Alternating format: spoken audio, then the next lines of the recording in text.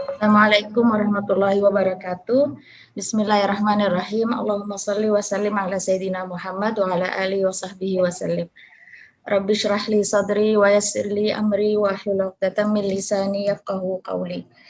Assalamualaikum semuanya, terutama kepada yang terhormat Ketua Umum Pimpinan Pusat Muslimat NU sekaligus Gubernur Jatim, Hajjah Khofifah Indra Prawansa yang tercinta, Dewan Penasehat Pimpinan Pusat Muslimat NU Ibu Nyai Hajjah Mahfudah binti Kiai Haji Wahab Hasbullah, dan terhormat khususan kepada ibu saya Nur Hayati Said Agil, ya Hajjah Nur Hayati Said Agil,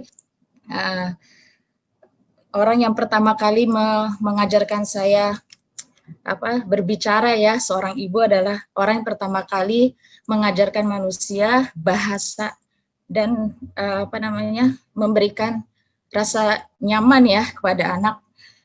Itulah ibu, ya, gitu. Jadi emosi-emosi ibu nggak selalu berdampak negatif kepada anak, tapi selalu kita harus melihatnya secara bil hikmah, ya, look beyond the meaning, look for the meaning, mencari hikmah di balik itu. Semua kasih sayang ibu, emosi-emosi ibu itu semuanya berkah dan doa kalau kita melihat secara positif, secara hikmah, ya, gitu. Nggak selalu distraktif bagi anak, nggak selalu hasilnya negatif pada anak, tapi ada sisi hikmahnya yang jelas, ya. Mohon izin, ya. Saya dapat informasi sepertinya Ibu Ketua Umum sudah hadir di tengah-tengah kita. Kita sapa dulu, ya. Ya, udah, ya. Assalamualaikum Ibu Khofifah, apakah sudah ada di tengah-tengah? Assalamualaikum warahmatullahi wabarakatuh. Sudah enggak? Iya, saya mengikuti aja, Mbak. Saya biar mengikuti. Assalamualaikum Ibu. Ya, waalaikumsalam. Enggak apa-apa, diteruskan Mbak Rihab. Ya. Saya mengikuti tinggi. Ya, makasih Bu Khofifah. Silakan Mbak Rihab. Ya.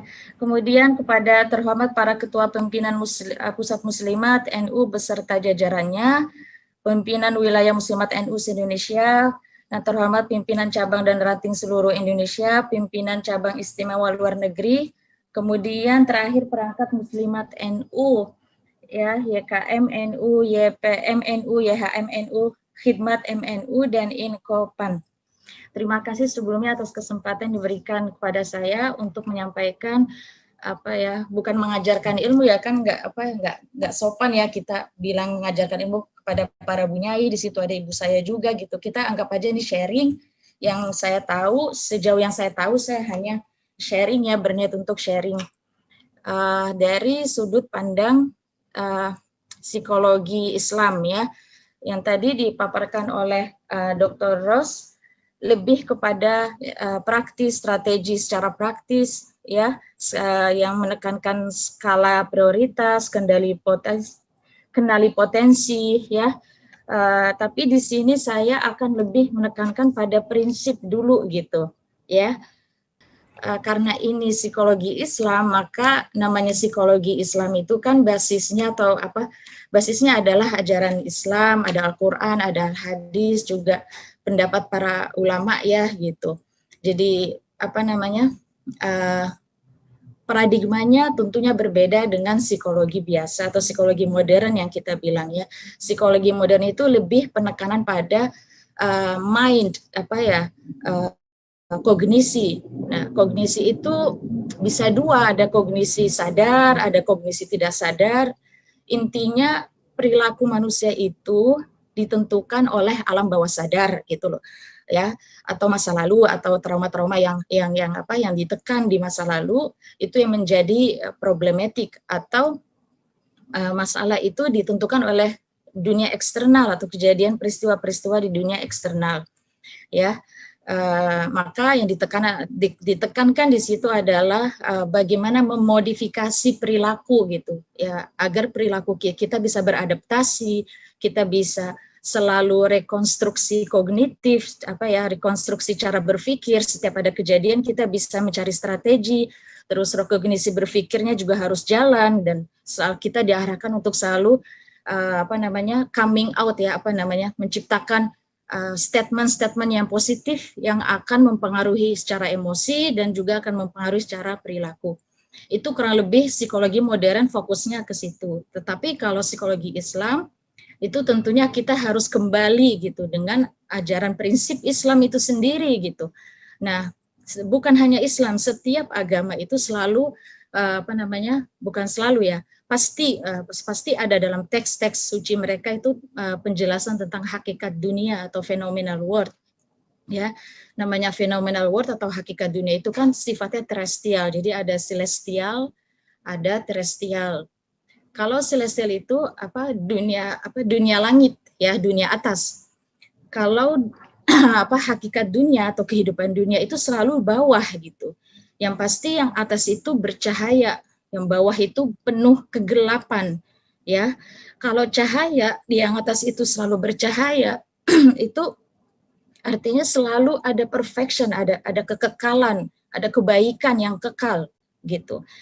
Dan sementara yang celestial world atau phenomenal world itu selalu sifatnya ada kebaikan, ada keburukan gitu loh. Jadi tidak kekal apapun yang kejadian apapun di dunia ini tidak akan pernah kekal karena dia sifatnya memang temporal seperti itu. Nah, kalau dalam Al-Qur'an secara eksplisit banyak menjelaskan tentang hakikat dunia dan apa yang terjadi dalam dunia itu gitu. Ya, seperti dalam surat ini yang pertama dulu, ibtila misalkan, dunia itu penuh dengan cobaan ya. Ini prinsip ini perlu kita tanamkan dulu ke kita, ke anak-anak kita. Jadi karena ilmu dan prinsip dan value itu akan menuntun tindakan kita ke depan gitu loh. Jadi kita nggak usah repot-repot adaptasi, struggle gitu loh.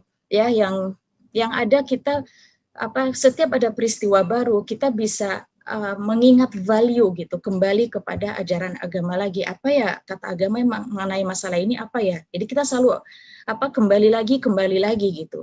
Jadi ilmu itu penting di sini untuk menuntun kita bagaimana kita bersikap dengan benar dan bertindak gitu.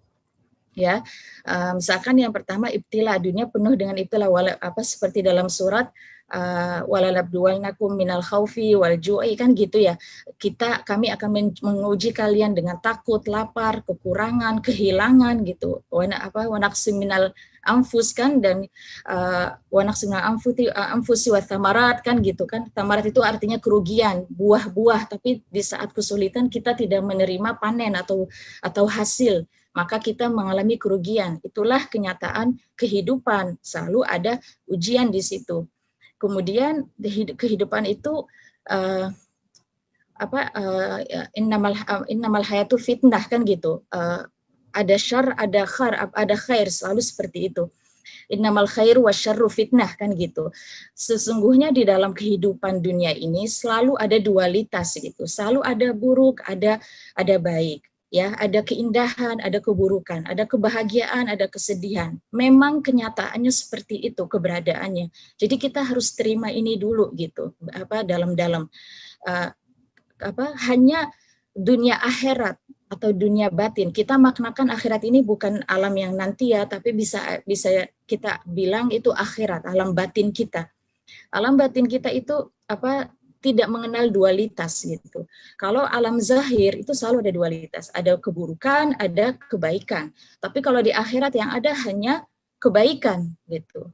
Wal akhiratu khairun wa abqa kan gitu. Dan akhirat itu yang baik dan yang paling dan lebih kekal. Jadi syar-syarnya itu enggak ada ibaratnya kalau kita kembali kepada batin kita atau akhirat kita.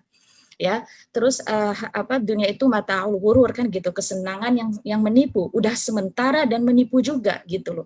Ya, wa mal hayatud dunya illa mata'ul ghurur, wa mal hayatud dunya fil akhirah. Nah, kesenangan dunia bagi akhirat gitu. Jadi kita melihat dengan kacamata akhirat itu hanya kesenangan yang menipu dan sementara gitu. Terus tempatnya ba'sa wa dharra, ada kesulitan, ada penyakit ya. Zalzalan nafs wa zilzilu zilzalan syadidan, kan gitu. Sering ada ayat seperti itu. Kegoncangan semua mengalami kegoncangan jiwa, baik mukmin maupun kafir gitu. Allah tidak mengenal gitu ya. Semua diberi ujian gitu. Ya. Terus dan apalagi nih, ini ketutup ini. Darul Mamar, kita juga harus tahu dunia ini hanya persinggahan sementara, nggak selamanya gitu loh. Sementara akhirat itu Darul Makar kan gitu. Terus dunia itu sijnul mukminin, sebetulnya kalau kita menghayati keimanan kita gitu loh. Kita akan menemukan ya, merealisasikan bahwa dunia ini ya memang penjara bagi seorang mukmin. Jadi kalau orang mukmin betul-betul percaya pada Allah dan hari akhirat gitu, dia tidak akan terpesona ya, tidak terperangkap dengan kepenjaraan dunia ini gitu. Ya, dia akan menjalaninya dengan enteng gitu loh ya gitu. Kemudian fan, kullu man 'alaiha fan, kan gitu. Apapun yang ada di dunia ini tuh pasti akan hilang gitu. Hanya muka Tuhan yang kekal gitu kan, kullu man 'alaiha fan wa yabqa wajhu rabbika dzul jalali wal ikram, kan seperti itu. Nah, dari situ kita bisa menarik kesimpulan gitu dari ayat-ayat dan banyak ayat yang lain bahwa realitas dunia sendiri itu realitas yang relatif. Artinya relatif itu apa? Dia tidak akan ada tanpa adanya realitas yang absolut, seperti itu. Realitas absolut itu apa? Tuhan gitu. Jadi kami ini apapun yang ada di dunia ini dan kita sendiri itu hanya bergantung kepada Tuhan, keberadaan kita bergantung kepada Sang Absolut gitu. Ya. Kemudian karena dia realitas relatif, maka dia dependent gitu. Kalau absolut itu independent. Allah itu tidak bergantung pada siapapun gitu dan tidak akan hancur. Kalau kita dependent banget gitu. Ya, kelanggangan kita dan kehancuran kita itu bergantung pada keputusan Allah pada akhirnya. Kapan kita mati, kapan kita dilahirkan gitu. Nah, karena itu dunia fenomenal atau dunia terestrial itu limited dimension. Dimensinya sangat terbatas karena dia selalu berpartisipasi in space and time. Karena dia ada ruang, ada waktu, ada energi, ada matter gitu ya. Nah, itu semua sifatnya mutable, sifatnya berubah gitu loh. Ya, ada movement. Setiap ada movement, ada gerakan itu pasti mengalami perubahan. Itu realitas dunia seperti itu. Nah, setiap yang berubah itu pasti tidak permanen gitu.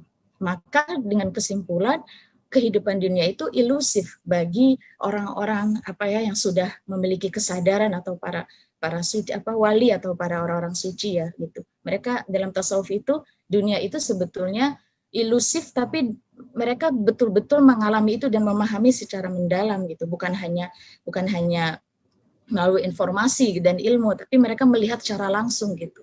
Nah, akhirnya kesimpulan ini yang didapat gitu loh. Tapi bukan berarti dunia itu sia-sia, enggak juga. Dunia ini ada tujuan gitu, tapi apapun yang terjadi dalam itu sementara gitu. Nah, kita kalau udah punya pegangan seperti ini kan enak gitu ngejalanin hidup itu enak, enggak beban gitu ya. Nah, begitu juga emotional experiences gitu. Emosi-emosi kita juga enggak akan kekal gitu loh. Misalkan hari ini marah, besok seneng, besoknya lagi misalkan itu nggak akan kekal, emosi sendiri itu nggak akan kekal, pasti berubah-berubah, bergantung pada kejadian kehidupan yang berubah-berubah gitu. Jadi kita terima aja dulu seperti ini gitu, terima hakikat ini dulu, nanti kita bisa menerima diri sendiri, menerima apapun yang terjadi dalam hidup kita gitu. Misal kita sedih gitu, mengalami kesedihan selama seminggu atau 1 bulan misalkan, ya sudah terima dulu aja gitu, terima dulu sambil kita nanti dengan sendiri kita akan beradaptasi gitu loh ya. Nah itu karena kita harus menanam value gitu bahwa semua yang terjadi saat ini itu tidak permanen. Pandemi juga akan berakhir gitu loh. Segala stres-stres ini juga akan berkurang gitu ya. Nah makanya dalam surat Al-A'la dibilang bal tu'thirunal hayatud dunya. Itu sangat dalam kata-kata ini karena itu teguran dari Allah kan gitu. Tapi kamu sangat terpengaruh dengan kehidupan dunia. Terpengaruh di sini bukan cuma soal harta ya gitu, bukan harta, bukan jabatan, bukan itu, tapi kamu terpengaruh dengan apapun yang terjadi di dalamnya gitu, sangat serius, you take it so seriously gitu loh ya, sangat emosional, sangat ambisius seperti itu ya, dan lain-lainnya gitu. Nah, saya lanjut aja. Nah, apa itu emosi gitu? Kita perlu memahami emosi itu. Pengalaman mental yang bersifat subjektif dan evaluatif ketika merespons sebuah rangsangan luar dengan menggunakan berbagai bentuk emosi. Jadi emosi-emosi itu memang bawaan, kayak bahagia, sedih, benci, jealous, itu semua bawaan. Nah, tapi kalau feeling gitu atau pengalaman emosional itu kita merespons suatu rangsangan dengan menggunakan emosi-emosi dasar tadi itu gitu. Sebetulnya emosi adalah sebagai instrumen gitu. Manusia nggak bisa hidup tanpa emosi, ya sama aja manusia nggak bisa hidup tanpa hawa nafsu. Ya memang itu ada dalam diri kita gitu ya. Dia sebagai instrumen untuk menghadapi dunia luar. Dia itu menggunakan mekanisme fight or flight, mau dihadapi atau mau lari seperti itu. Nah, kalau dihadapi juga ada yang caranya agresif, ada yang caranya tenang kan gitu. Intinya mekanisme emosi itu seperti itu. Ya, atau dalam bahasa psikologis itu mau denial atau repress atau mau ditekan. Kalau ditekan jadi depresi gitu ya. Kalau denial jadi penuh dengan amarah gitu. Nah, itu sebetulnya emosi itu adalah sebuah instrumen sebenarnya. Nah, nanti dia sebagai instrumen kesadaran spiritual juga, misalkan nggak ada emosi, bagaimana kita bisa merasakan kenikmatan kenikmatan kesadaran spiritual tadi, pengalaman spiritual, habis sholat kita tenang, gitu ya, lagi doa kita sedih, nangis, itu kan kita butuh emotional feeling dalam merasakan pengalaman spiritual. Ya, emosi juga disertai dengan sensasi fisik, tadi udah dijelasin oleh Dr. Ros ya gitu. Ya itulah cara mekanisme seperti ini, trigger by certain emotion, ada suatu trigger, ada suatu situasi, misalkan ada PR anak misalkan ya gitu. Kemudian ini psikologi modern ya, cognitive appraisal. Di situ kita mulai mengejudge atau kita mulai menilai situasi itu. Aduh, aku nggak sanggup lagi, misalkan. Itu secara unconscious itu muncul dalam diri kita. Aku udah nggak tahan lagi. Ya, saya sendiri juga ngalamin di awal-awal. Udah saya nggak sanggup lagi gitu. Itu cognitive appraisal. Kemudian secara fisik reaction dan emosi, ada fisik reaction, misalkan ada mual, ya, terus pusing tiba-tiba gitu ya. Kemudian dia ditemani dengan emotional arousal. Tiba-tiba kita jadi stres, jadi cemas, jadi marah-marah seperti itu ya. Kemudian baru action itu terbentuk gitu ya, baik kita mau cuek sekalian, masa bodoh gitu ya, atau mengomel-ngomel gitu, atau menekan si anak kayak gitu ya. Jadi semua itu dari perspektif ini, action kita ditentukan oleh cognitive appraisal kita gitu. Bagaimana kita memahami kejadian itu, memberi nilai kepada kejadian itu. Ya, nah nanti psikologi modern itu dia banyak bermain di sini, di cognitive appraisal. Bagaimana kamu harus bisa reappraisal kognitif. Bagaimana mengubah cara kamu menilai suatu kejadian. Bagaimana kamu bisa merubah cara berpikir kamu, ibaratnya begitu. Ya, jangan dengan kata-kata aku nggak sanggup lagi, tapi coba ganti dengan kata-kata okay, I will try my best, misalkan gitu. Ya. Itu sekian dulu sebentar. Terus ini emosi dalam Al-Quran dan hadis itu banyak banget ayat-ayatnya, saya cuma tulis beberapa, sebenarnya masih banyak emosi-emosi yang lain ya gitu. Tapi sebetulnya emosi itu ya emosi gitu, emotion are just emotion gitu kan, can be positif, can be negatif gitu, tergantung objeknya gitu ya. Fear misalkan, dalam ayat Al-Quran kan khauf tentang wa khafuna su'al hisab misalkan, wa yakhshawna rabbahum gitu kan, kita takut kepada Tuhan gitu, dan kita sangat takut pada hari hisab misalkan, itu suatu yang baik, positif gitu loh. Sadness misalkan, huzun itu kesedihan ya, kesedihan misalkan kata Nabi, ini hadis ya, lau ta'lamu nama Allah misalkan, jika kalian mengetahui apa yang aku tahu, itu pengetahuan batin ini, labakaitum kathiran, pasti kamu akan banyak nangis dan kamu akan sedikit ketawa. Ya, itu kesedihan gitu, itu sebuah ungkapan kesedihan beliau gitu, ya. Terus anger, ghadab atau marah. Nah, ini juga dialami oleh Musa gitu, Nabi Musa, walamma raja Musa ila qaumihi ghadban, kan gitu. Ketika Musa kembali kepada kaumnya dalam keadaan dalam keadaan angry, dalam keadaan marah dan sangat kecewa, asifan, kan gitu. Karena apa? Dia mendapati kaumnya sedang berpaling dari Allah gitu. Mereka menyembah sapi saat itu, ya. Kemudian jealousy, hasad. Hasad itu juga nggak selalu negatif gitu. Ada hadis misalkan bilang hasad itu yang baik cuman ada 2. Ketika kamu iri melihat orang yang sepanjang malamnya dia baca Al-Quran gitu ya, dan sepanjang hidupnya, selama hidupnya dia selalu berinfak gitu ya kepada orang-orang yang memerlukan, kan gitu.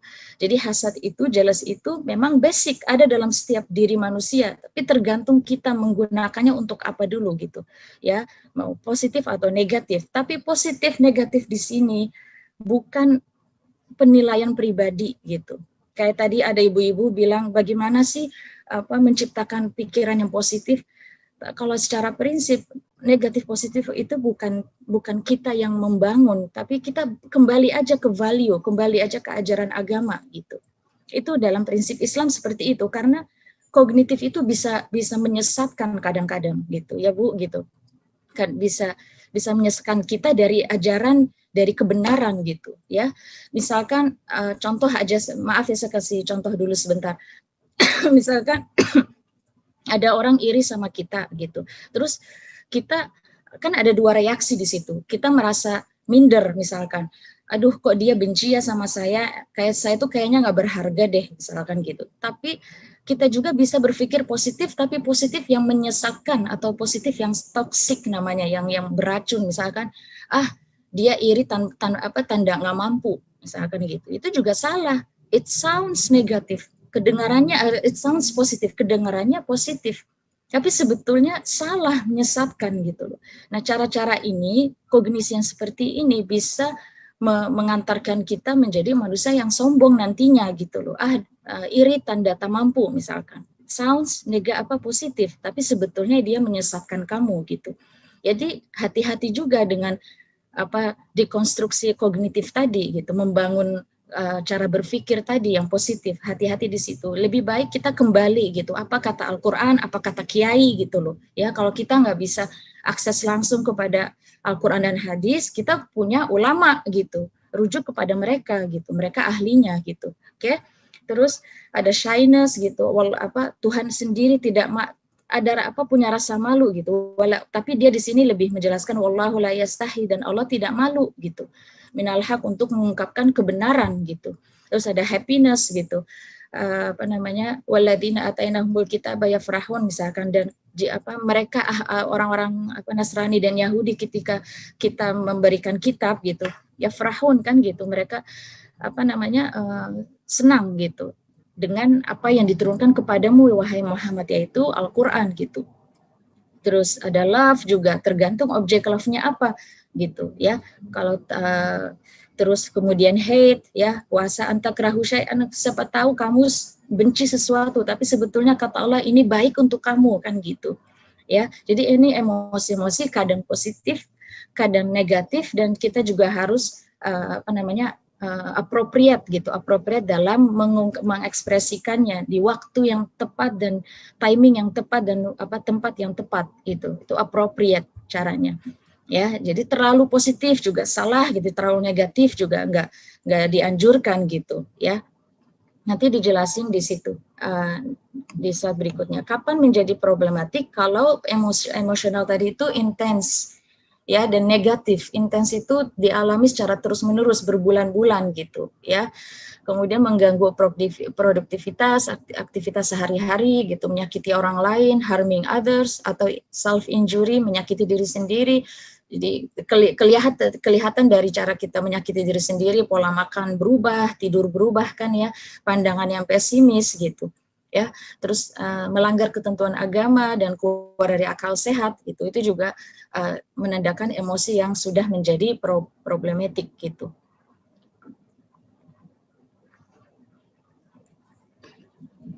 Ya, ngeheng sebentar ya. Apa faktor-faktor terbangkitnya emosi? Itu ada eksternal, ada internal. Di sini penekanan sampai physical illness itu penekanan rata-rata di dalam psikologi modern kan ya.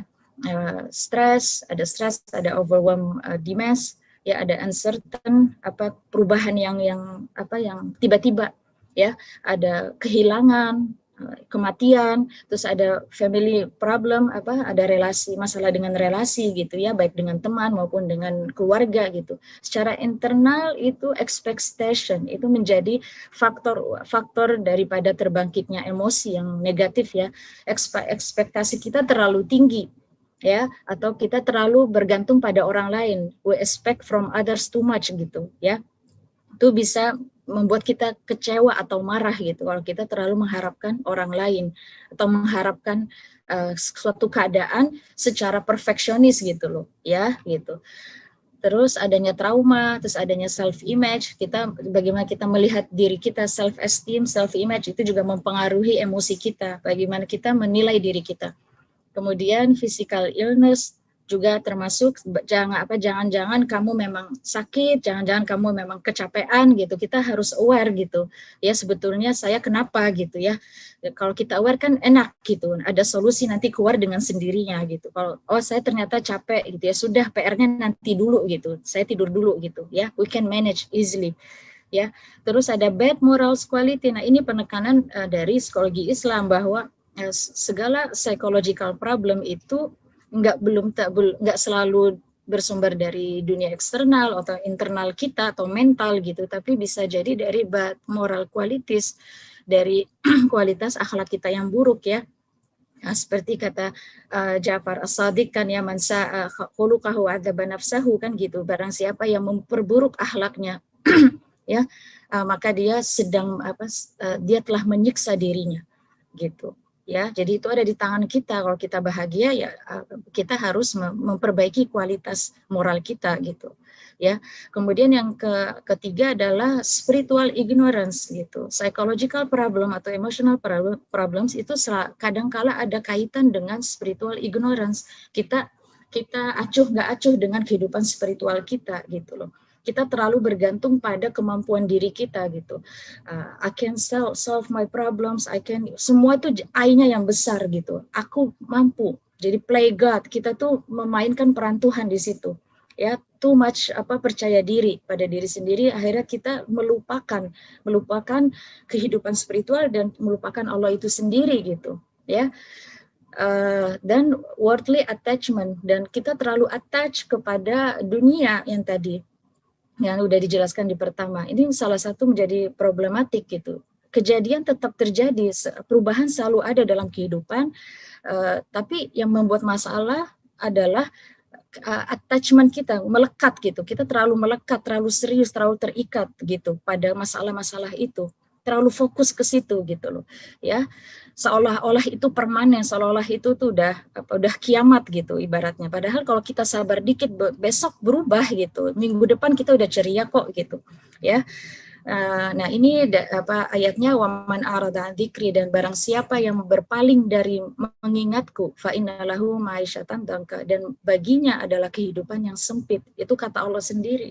Kalau kita melupakan Tuhan, kehidupan kita rasanya sempit walaupun kita full of strategi, mind strategis, tapi tetap sempit gitu. Ya, terasa hampa dalam kehidupan kita. Kemudian ini emosional. Nah, ini dari yang kontemporer aja dulu ya, emotional regulation strategy, ini manajemen yang tadi sudah dijelaskan panjang lebar oleh narasumber yang pertama ya. Di sini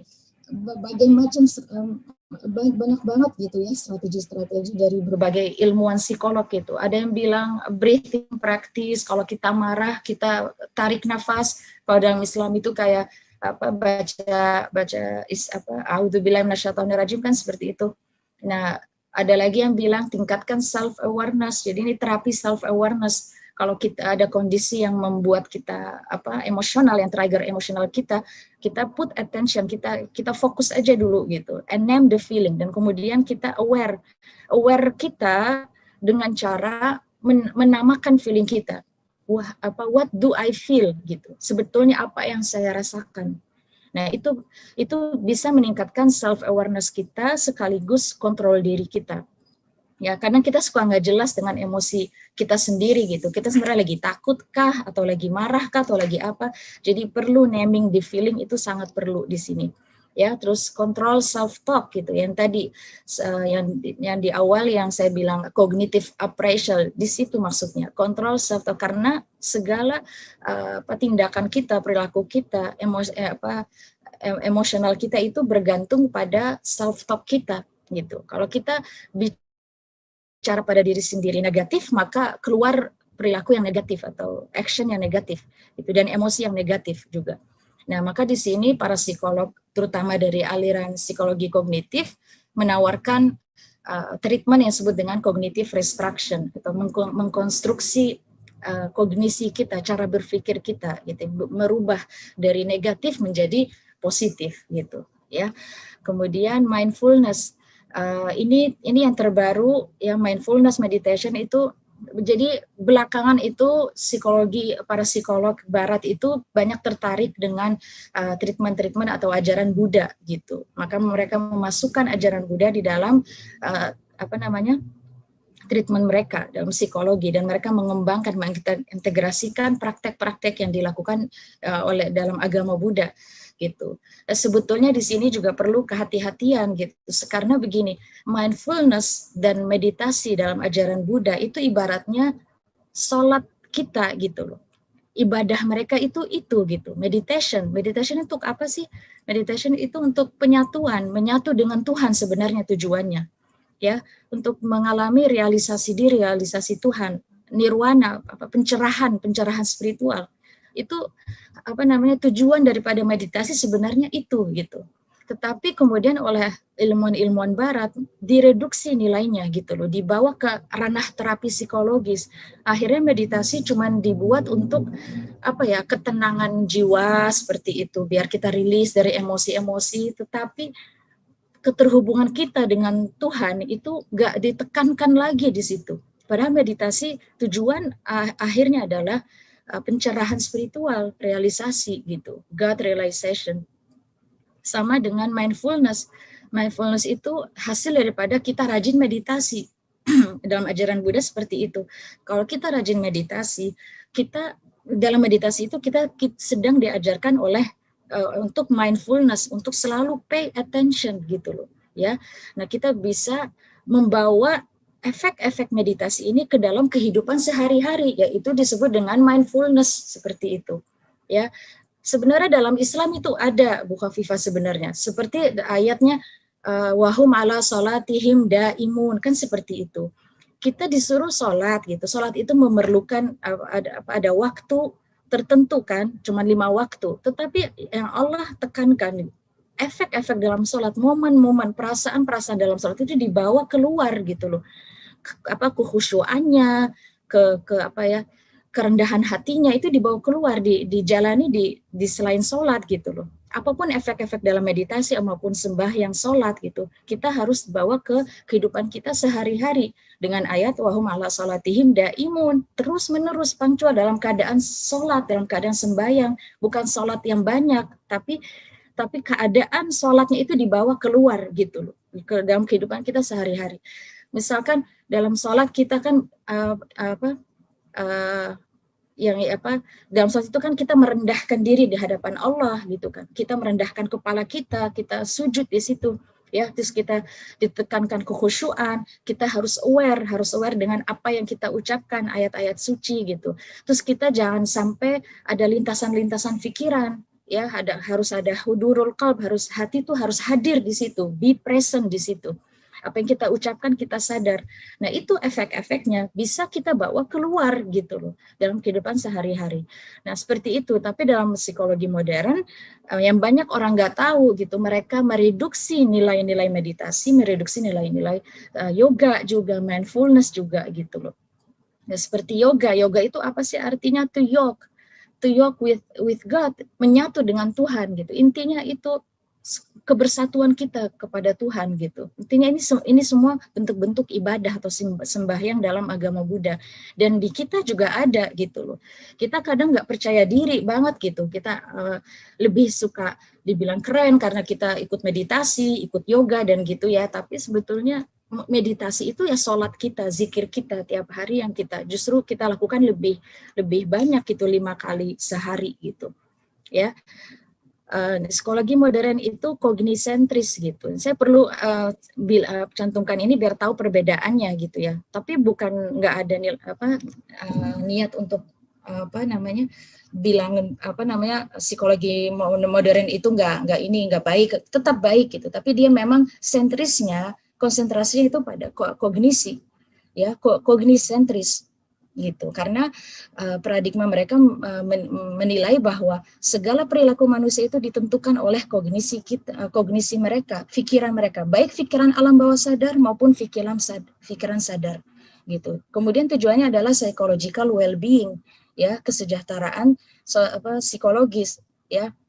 Kalau dalam psikologi Islam itu yang jadi pusat kajian gitu, pusat adalah heart centris, kalbu yang menjadi pusat, hati bukan hati emosional ya, tapi hati gitu aja. Nah, hati ini menjadi tempat God awareness, kesadaran Tuhan gitu loh. Ya, di situ kelihatan bedanya gitu. Kalau yang di barat kognisi sentris, kalau di Islam ya heart gitu. Heart itu kan tempatnya iman di situ. Ya, makanya dalam terapi psikologi Islam itu yang diperkuat itu adalah imannya gitu. Bukan hanya iman pada Allah, tapi iman kepada takdir, qada dan qadar juga ditekankan. Kadang orang suka lupa gitu loh, bahwa cobaan hidup dia tuh kadang memang kenyataannya itu adalah bagian dari qada dan qadarnya Allah gitu.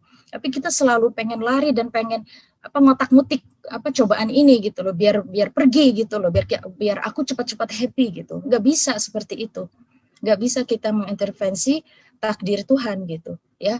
Jadi imannya di sini di dalam treatment sini itu iman yang ditekankan juga di sini, selain zikir, iman dan value gitu ya. Terus tujuannya adalah transformasi personality ya, bukan hanya kebahagiaan gitu ya, bukan hanya adaptasi tujuannya ya, tapi transformasi personality, kita menjadi orang yang lebih baik, harmoni gitu ya. Jiwa kita menjadi harmoni atas arahan dari kalbu kita tadi gitu ya, harmoni. Kemudian tujuannya adalah spiritual growth gitu ya, yang intinya adalah mencapai keselamatan baik di dunia maupun di akhirat gitu ya. Nah, seperti dalam Al-Quran, illa man atallahu biqalbin salim, hanya yang datang pada Allah dengan hati yang selamat gitu, itu yang diberikan keselamatan gitu. Jadi tujuan akhir daripada apapun ya, psikologi Islam atau tasawuf gitu ya, hati fokusnya gitu loh. Hati kamu selamat, insya Allah duniamu selamat, akhiratmu selamat, singkat kata begitu gitu ya. Terus kita juga harus mengenal struktur dimensi struktur kepribadian manusia atau hierarki kesadaran manusia ya.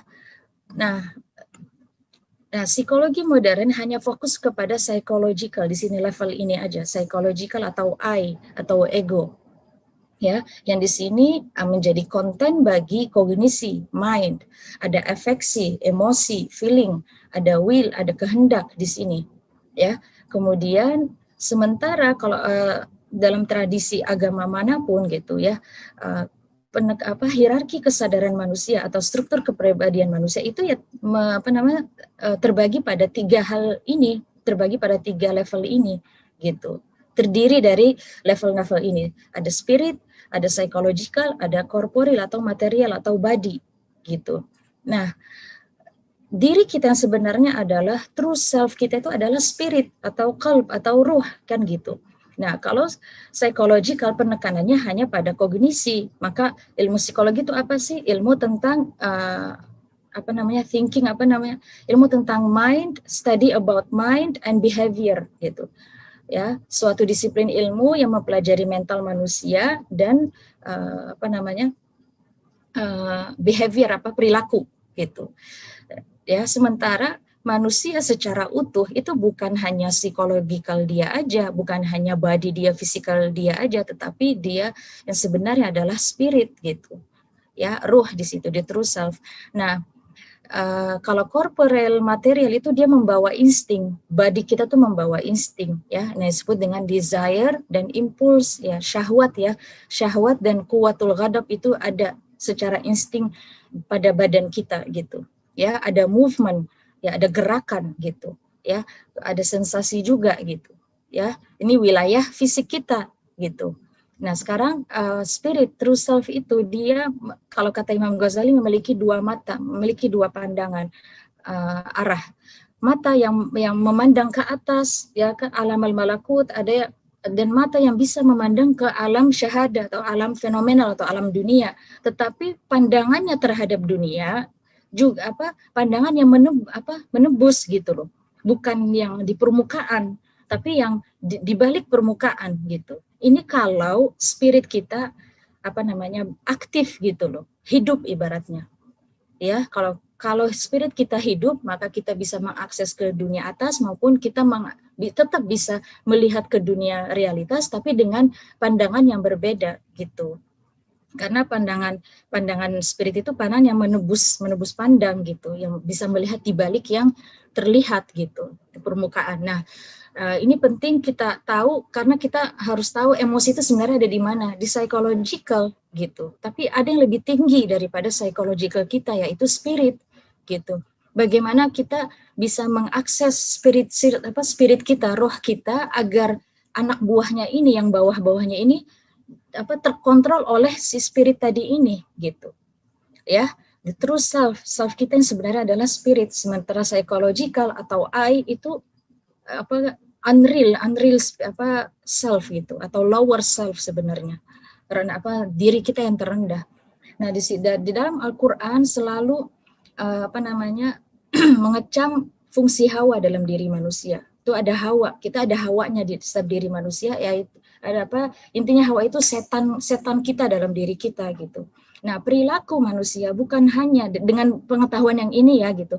Artinya perilaku manusia bukan hanya ditentukan oleh kognisi, ibaratnya begitu. Saya mau menekankan di sini gitu. Tetapi ada pengaruh spiritual, ada pengaruh korporel bawahnya gitu, ada pengaruh fisik, ada pengaruh hawa yang tanpa kita sadari gitu. Dan hawa ini fungsinya itu amarah bisu. Dia cuman tujuannya itu diciptakan, diletakkan dalam diri kita itu hanya untuk menyuruh kita kepada keburukan dan kebatilan gitu. Ya, kalau desire kita, syahwat kita pakai gunakan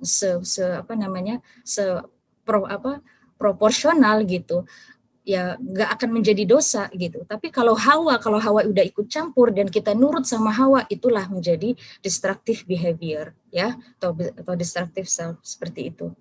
Oke, berikutnya. Nah, apa itu qalb atau spiritual heart itu apa? Dalam Al-Qur'an sudah dikatakan inna fi dzalika ladzikra liman kana lahu qalb. Seolah-olah Al-Qur'an itu selalu menunjuk kepada qalb itu, tapi kita sering nggak pakai gitu. Ya. Liman kana lahu, bagi yang mereka punya hati. Mereka punya hati tapi mereka tidak menggunakannya untuk memahami. Lahum qulubun la yafqahuna biha. Gitu. Seolah-olah hati itu, spirit itu terpendam gitu. Ya, kita taruh di bawah alam kesadaran kita, yang muncul, yang selalu kita akses itu cuma psychological aja. Yang kita pikirin adalah bagaimana saya hidup tenang, bagaimana emosi saya biar tenang, bagaimana. Tapi kita suka lupa dengan energi spiritual tadi itu. Ya, keberadaan kita yang hakiki. Nah, hati spiritual, kenapa saya bilang spiritual? Karena hati itu kadang orang salah paham, dianggapnya hati itu perasaan. Hati itu bukan perasaan, ya beda. Perasaan itu feeling. Kalau hati, heart itu beda gitu. It is heart, spiritual heart atau hati spiritual dan hati fisik.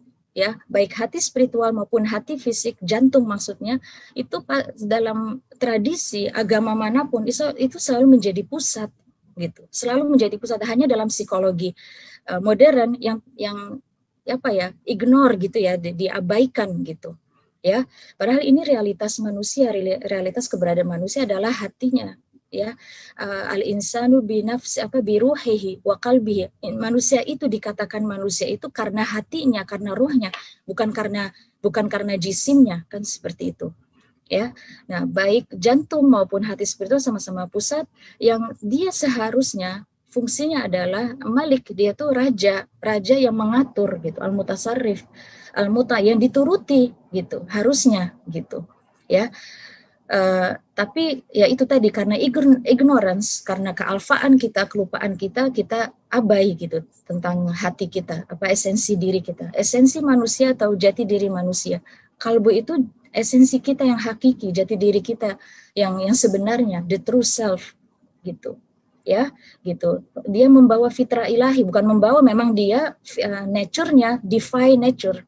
Ya, karena Al-Qur'an kan bilang dan saya tiupkan sebagian dari ruhku, Allah tuh dengan dengan jelas gitu, dari ruhku kepadanya gitu. Dan saya tiupkan sebagian rohku ke dalamnya, maksudnya ke dalam fisik yang sudah siap menerima ruh gitu. Ya, berarti roh itu ilahi gitu loh. Memiliki sifat-sifat ilahi di situ. Ada kualitas-kualitas keilahian dalam diri kita yang terpendam dan kebaikan-kebaikan gitu. Ya, terus Imam Ghazali juga bilang akal itu adatul mi'raj ilallah, ya karena dia itu instrumen untuk kembali kepada Allah, untuk menuju Allah gitu, ya karena memang diciptakan untuk itu gitu.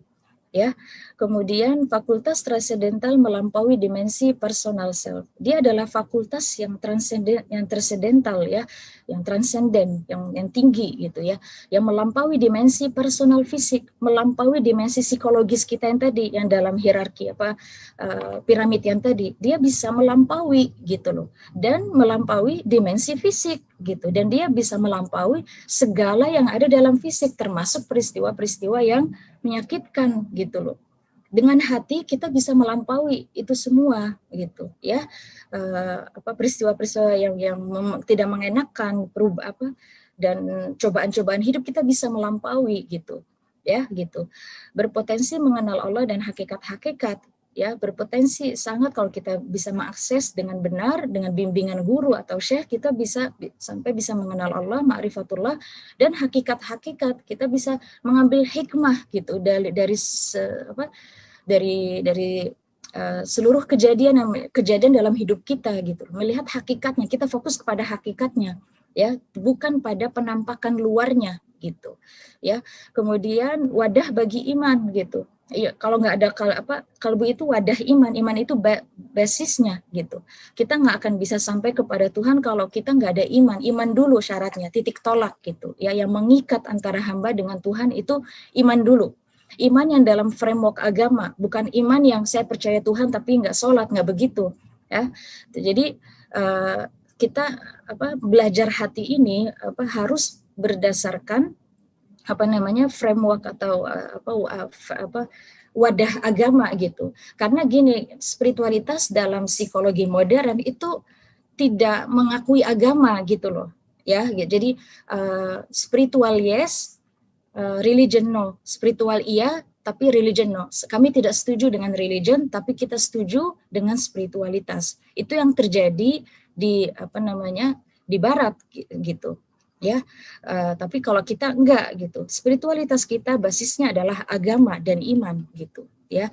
Kemudian hati itu tempat kebijaksanaan, tempat kualitas-kualitas yang baik pasti ya gitu, dan penyingkapan, kasyaf, inspirasi spiritual, ilham ya, itu semua ada wadahnya adalah kalbu kita gitu.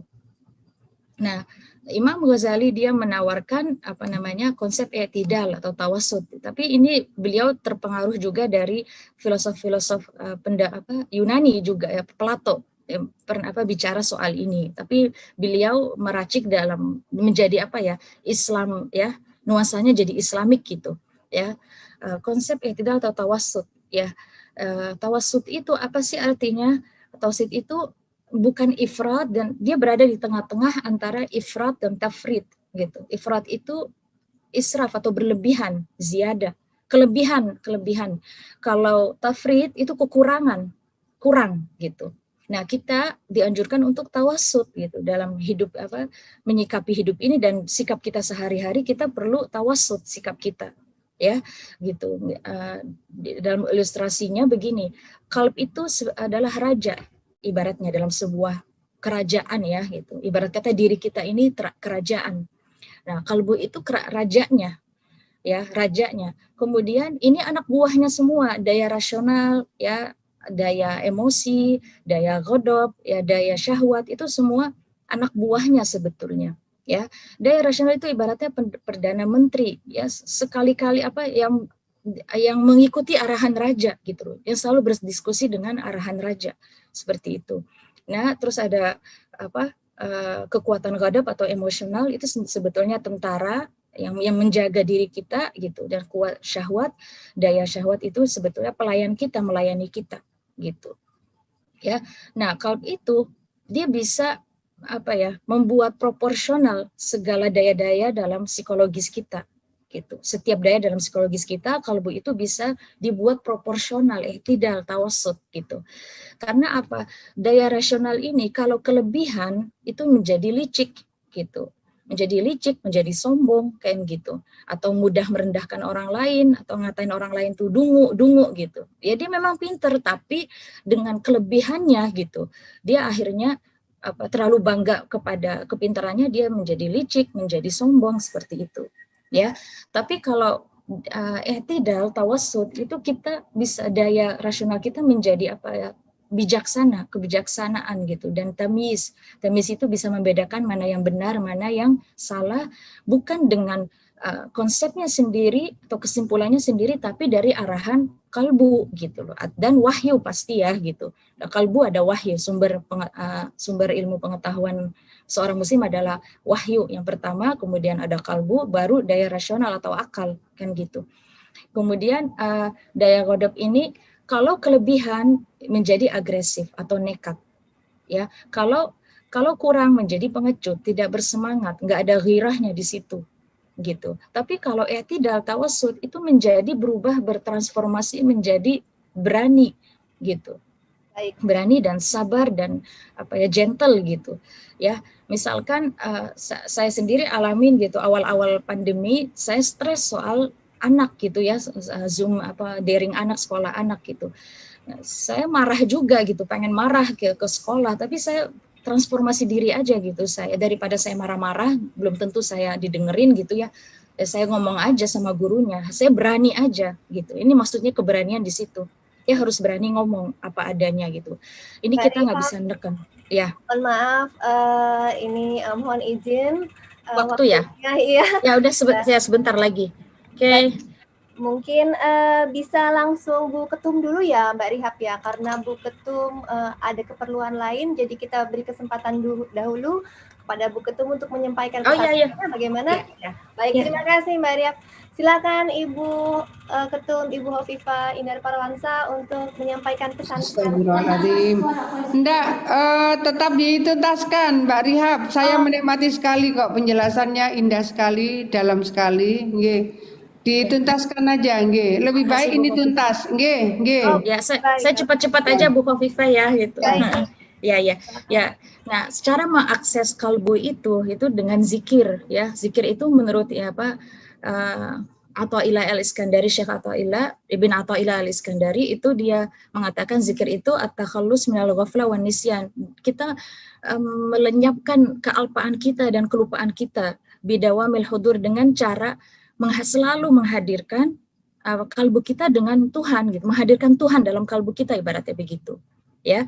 Karena Allah bilang dalam Al-Qur'an, nasullaha fa ansahum anfusahum, mereka melupakan Allah, sedangkan sesungguhnya ansahum, mereka dilupakan siapa dirinya, anfusahum itu jati dirinya gitu.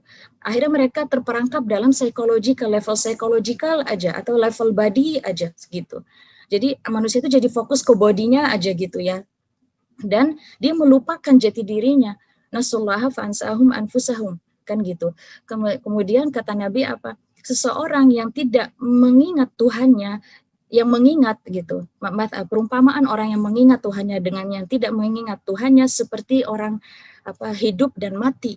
Yang mengingat itu hidup, kalbunya yang mati, itu hatinya yang mati. Dan dikecam oleh Allah kan gitu, wa wailul lil qasiyati an dzikrillah, dan mengecam ya, hati-hati dengan hati yang keras banget untuk mengingat Allah gitu. Ya, adkuruni adkurukum, kalau kamu ingat aku ingat kalian gitu. Ya, terus apalagi ini juga segala sesuatu, kata Nabi, segala sesuatu itu ada pembersihnya gitu, ada sikatnya lah, sikat pembersihnya. Nah, sikat pembersihnya jiwa kita gitu zikrullah gitu ya. Dan ini seterusnya baca sendiri ya. Kemudian apa manfaat zikir itu selain ijabahnya doa kita, ada inayah gitu ya, kita dijaga oleh Allah, ada hidayah juga, ada qurb, ada rasa kedekatan, intimacy, ada mahabbah, ada kasyaf. Kasyaf itu tertinggi ya, bukan wilayah kita, jauh gitu ya. Mungkin barangkali para bunyai gitu ya. Kalau saya sih jauh, paling saya levelnya inayah aja, minta dijaga Allah aja sama Allah lah gitu ya. Jenis ibadah itu ada, jenis zikir itu ada yang berupa ibadah yang sifatnya kewajiban, baik personal maupun jamaah gitu. Itu masuknya kategori ibadah. Zikir kayak sholat untuk mengingatku kan kata Allah. Artinya sholat itu salah satu bentuk zikir seperti itu. Ya, waqimus salata li dzikri, dan dirikan salat untuk mengingatku, itu kan zikir juga gitu, tapi dalam bentuk kewajiban kan gitu. Terus yang kedua kontemplasi, zikir itu bisa dengan kontemplasi atau tafakur kan, dan invocation, menyebut nama gitu ya, salawat, menyebut nama, ya Rahman ya Rahim, apapun gitu ya, nama-nama Tuhan. Allah sendiri itu sudah mencakup seluruh nama. Kalau kita menyebut Allah misalkan, itu dalam nama Allah itu sendiri sudah mencakup seluruh nama di dalamnya ya. Nah, misalkan kita lagi sedih, kita menyebut Allah, itu kita juga sebetulnya sedang berkeluh kesah gitu, tolonglah aku, wahai penolong kan gitu. Jadi dalam Allah itu ada maha penolongnya gitu, ada sifat penolongnya juga, dan seluruh sifat-sifat Allah yang lain gitu, itu semua terpendam dalam nama Allah.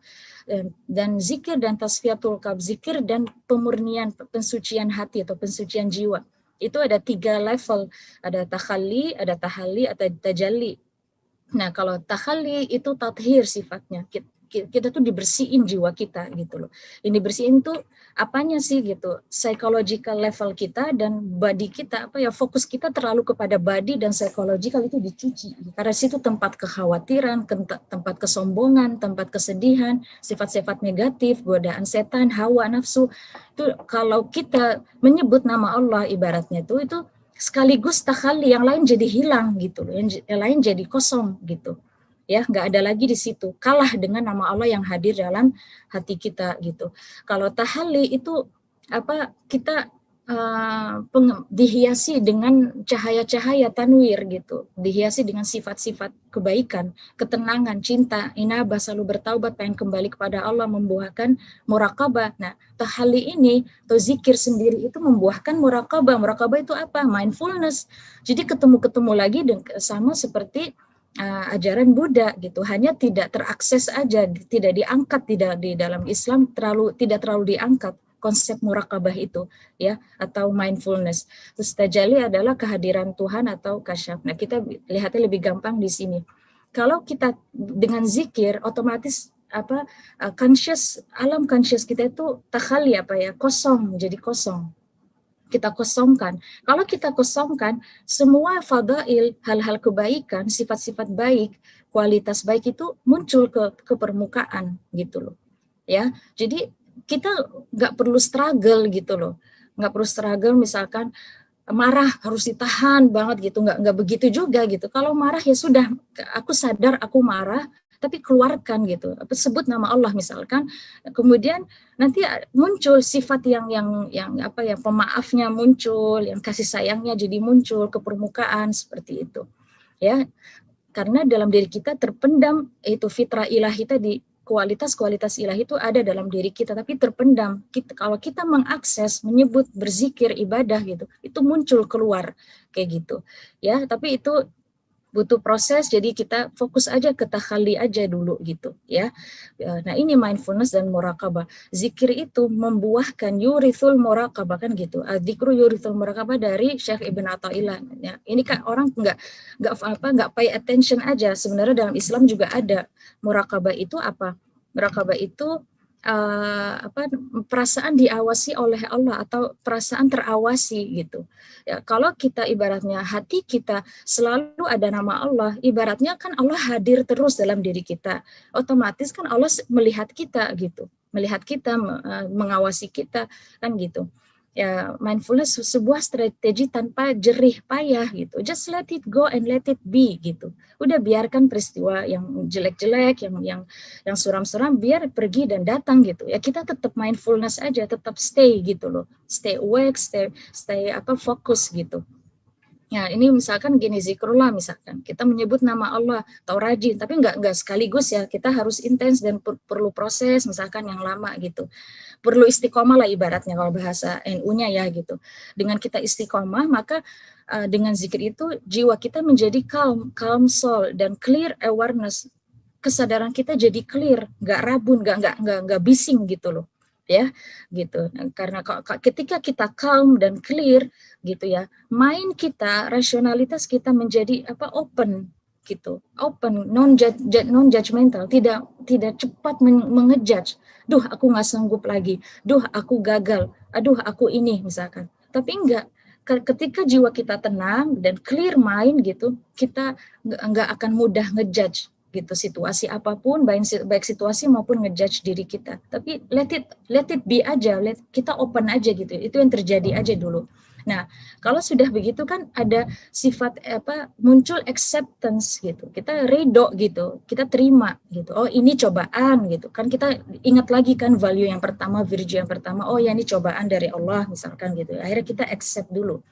Nah, kalau kita sudah accept, ridho gitu kan ya, kemudian emosi kita jadi terkontrol, ya, terus action kita juga appropriate, mana yang perlu dikeluarkan, mana yang perlu kita lakukan gitu loh. Ya, jadi semua memang perlu kejernihan pikiran, dan ketenangan jiwa itu dari sini dulu gitu, dari hati dulu, fungsikan hati dulu gitu. Ya, nanti pikiran, strategi, planning itu muncul nanti ngalir nantinya kayak gitu. Ya. Sebentar ya. Ini macet Mbak. Sedikit lagi lah. Udah, ini udah terakhir kok. Udah. Nah, ini kalau penelitian neuroscience, mereka lagi fokus kepada heart living, hidup dengan hati atau kalbu ya gitu. Positive emotion effect to the environment. Positif emosi ya, positif emosi itu membawa ketenangan dan bisa memancarkan energi-energi positif kepada orang-orang di lingkungan kita dan lingkungan itu sendiri gitu. Ya, itu intinya di situ. Mereka mulai ke situ arahnya. Tapi ini kan mereka kan spiritualitasnya nggak berbase agama gitu. Ya spiritualitas gitu aja gitu. Ya, tapi kalau kita kan ibaratnya kalau kita tenang gitu, lingkungan kita pun memancarkan ketenangan pada lingkungan kita gitu. Kalau belum tenang ya nanti dulu gitu ya, ditinggalkan dulu baru kita hadapi gitu. Ibaratnya gitu, pancarkan positif emosi, zikir yang positif lah gitu dalam diri kita. Nanti jantung kita akan bekerja secara sinkron dengan otak dan mengeluarkan elektromagnetik gitu ya, mengeluarkan energi yang positif pada lingkungan kita. Dan juga building connection to personal ya, dan sosial dan global. Seperti itu kan jadinya komunikasinya lebih mudah kalau kita tenang ibaratnya gitu ya. Dan kalau kita tenang, kita juga bisa membuat orang lain tenang seperti itu. Ya, kalau kita gelisah, marah, ya anak rewel kayak gitu ibaratnya. Ya, ini terakhir, we only need to return to ourselves and touch our true nature. Ini dari master dari Buddha ya gitu. Kita hanya perlu kembali ke diri kita atau jati diri kita yang tadi, yang kalbu tadi, the higher self, and menyentuh diri kita yang sebenarnya. Itu aja yang perlu. Without struggle, tanpa perlu jerih payah, ribet gitu loh ibaratnya ya gitu. Balik aja ke situ. Innalillahi wa inna ilaihi raji'un gitu aja, udah kembali aja ke Allah, nanti berjalan secara natural semuanya ya gitu. Oke, wassalamualaikum warahmatullahi wabarakatuh. Waalaikumsalam warahmatullahi wabarakatuh.